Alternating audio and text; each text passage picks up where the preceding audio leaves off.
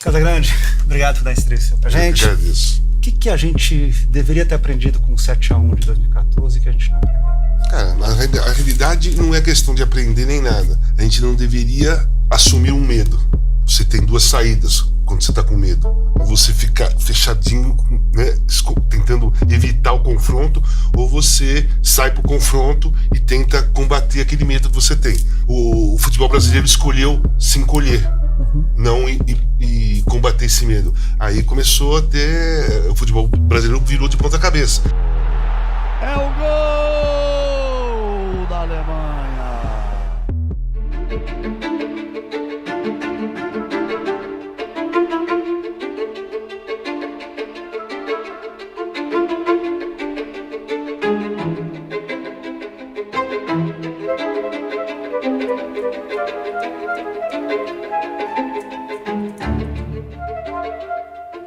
Quase 10 anos o Brasil tem um craque digno de nome, que é o Neymar.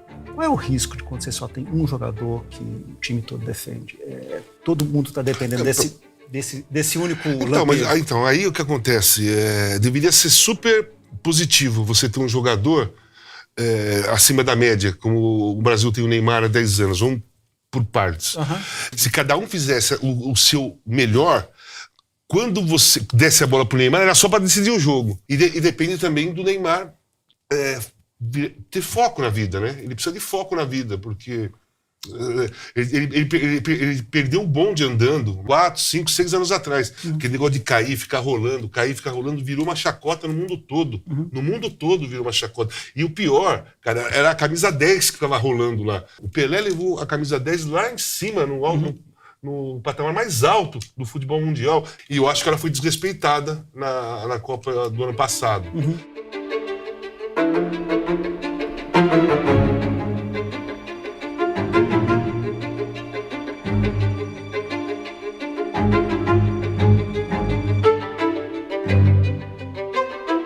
E tem uma coisa muito diferente hoje em relação aos atletas de futebol, que hoje eles não são só atletas de futebol, eles são celebridades, né?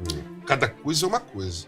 Você tá fazendo propaganda de aparelho de barbear porque você joga bola. Não é o contrário. A bola é o segredo do negócio. E eles estão deixando meio que a bola de lado. Eles vivem numa bolha que é o mundo deles. Então, se tem mancha nas praias do Nordeste, se a crise econômica do Brasil é grande, se a violência é muito grande, se nós temos uma crise política muito forte, para eles parece que não existe isso. Você acha que é correto cobrar isso deles? Não é correto cobrar, porque a gente... Porque o cara, assim, você já tem a cobrança de você tem que ir lá jogar bola... Eu tenho uma grande dificuldade de cobrar, porque eu nasci democrático, eu tenho...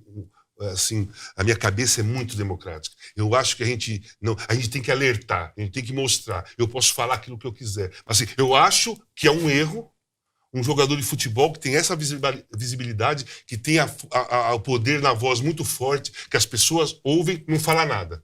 Por que a democracia corintiana virou só no Corinthians?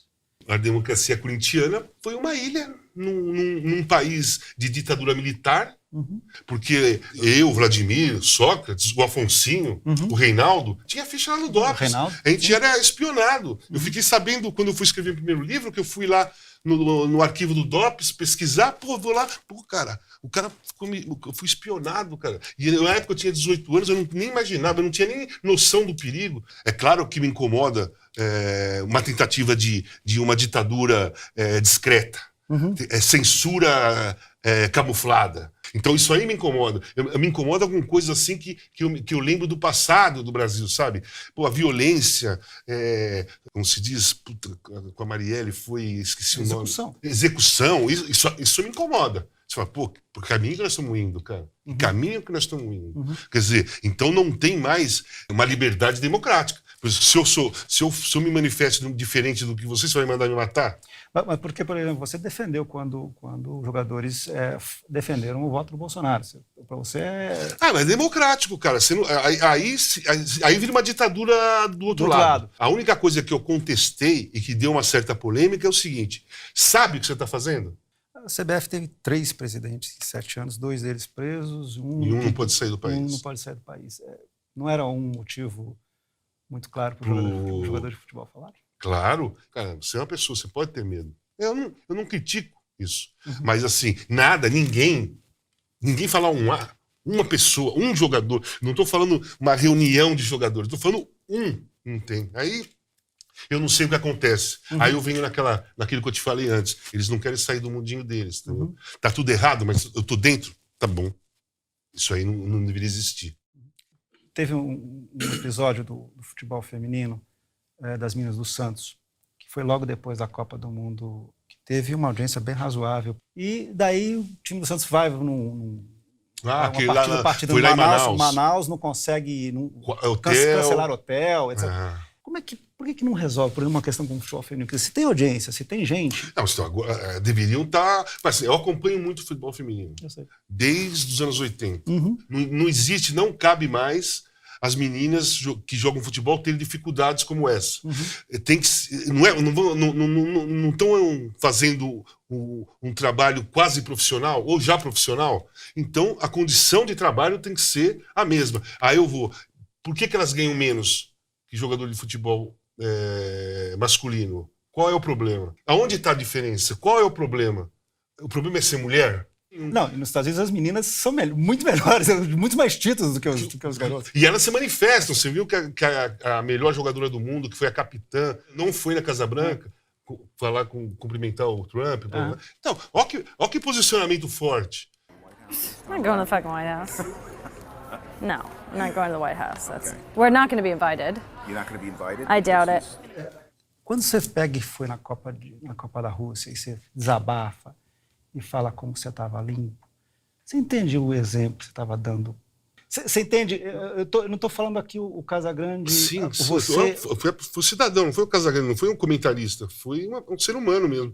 Então, eu sou muito emocional. Naquele momento, me veio aquilo de falar. Eu fiquei emocionado com aquilo. Eu lembrei da minha vida. Eu me lembrei que eu tô lá na Copa da Rússia porque eu tô sóbrio, porque eu tô vivo, sabe? E foi muito difícil para mim alcançar aquilo.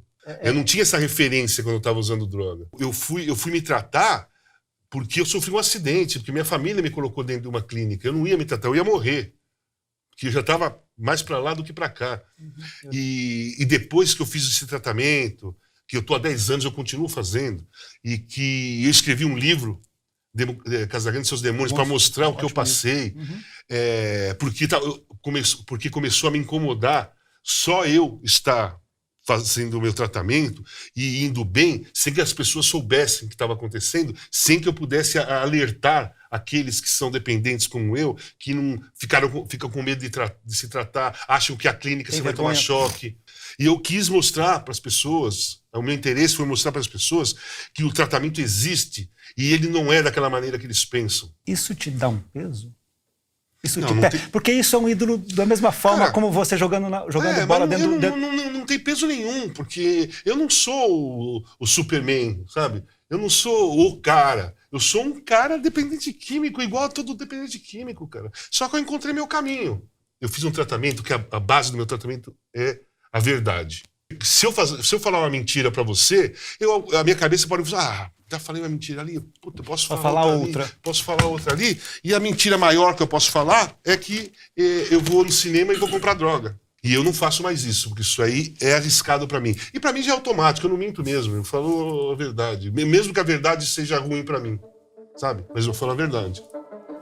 Casagrande. Obrigado, querido. Valeu. Ótimo.